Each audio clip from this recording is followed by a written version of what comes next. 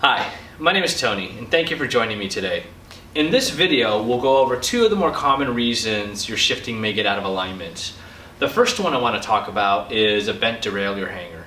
And the derailleur hanger is this part of the bike, and it's what attaches the derailleur to the bicycle.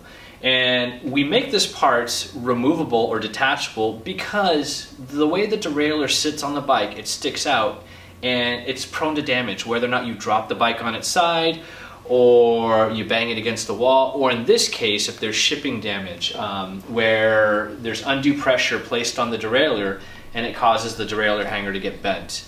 And what that typically looks like is when you're shifting, you might be in gear number 7, but it wants to jump into gear number 8. Another telltale reason is if you stand behind the bike and you look, you can actually physically see the derailleur leaning in towards the wheel.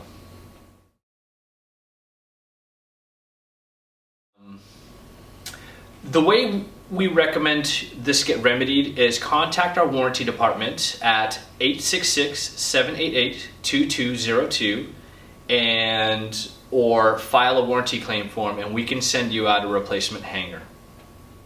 The second most common reason your shifting may get out of alignment is due to cable stretch. This is a normal part of the breaking in process, and because the derailleur or shifting is actuated by a cable, that cable over a period of 30 to 90 days will stretch out a little bit.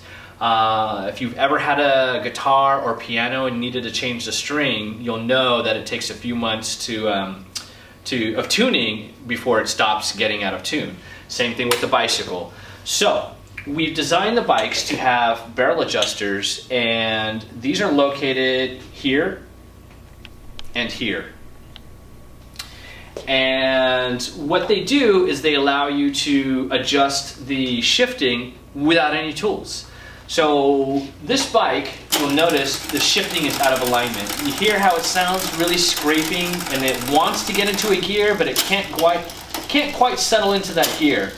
And so what we'll do is, if you have a stand, it's great to put the bike in a stand. If you don't, flip the bike upside down and then just pedal the wheel and start turning the barrel adjuster, and you'll notice as I'm turning it, that grating sound is going away, and no more issues. You shift your gears, it's that easy.